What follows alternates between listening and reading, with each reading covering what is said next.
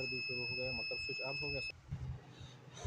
अच्छा दोस्तों, अब इस सर्किट को हम टेस्ट करते हैं ये काम करता है कि नहीं। तो ये हमारे साथ इनपुट सप्लाई हो गया और ये स्विच हो गया रीसेट करने के लिए। ये वेरिएबल है यहाँ पर, यहाँ से हम जो ना करंट का रेंज सेट करते हैं, कितने करंट पर ओवरलोड करना, स्विच ऑफ करना है। ठीक हो गया जी। ये एम्पेयर मीटर है, लाइन के सीरीज़ में लगाया है। ये 200 वाट का लाइट है और ये 100 वाट का लाइट है। तो जैसे ही ये 200 वाट का लाइट इसके ऊपर ऑन है, जैसे मैं ये 100 वाट वाले इसके साथ लगाता हूँ तो ये ट्रिप हो जाते हैं। ठीक हो गया जी। अब आप देख ले, ये इस वक्त जो है ना 8 एम्पेयर करंट ले रहा है। तो जैसे मैं इसके साथ ये वाला लाइट अटैच करता हूँ, देखो बजर भी शुरू हो गया, मतलब स्विच ऑफ हो गया, सप्लाई कट हो गया, लाइट भी रोशन हो गया। अब ये इसको रीसेट करना हो, रीसेट करने के लिए हम इसका सप्लाई काटते हैं। इधर मैंने स्विच ऑफ कर दिया।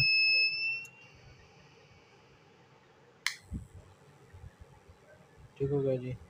अब दोबारा आप देख ले, तो आप देख ले ट्रिप हो गया। अब मैं इसका रेंज थोड़ा बढ़ाता हूँ। ये वेरिएबल है,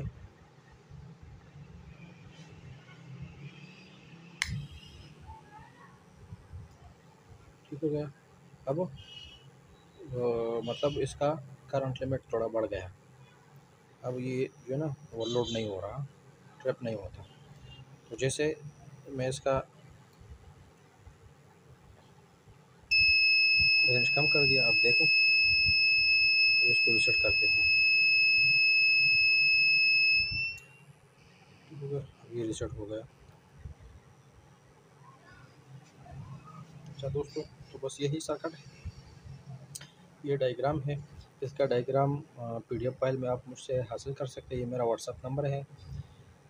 इसके अलावा ये जिस तरीके से हमने ये सर्किट तैयार किया, बिल्कुल इसी तरीके से आप 10 एम्पेयर, 20 एम्पेयर, 50, 100 एम्पेयर, जितना आपका मर्ज़ी आप ओवरलोड सर्किट बना सकते हैं।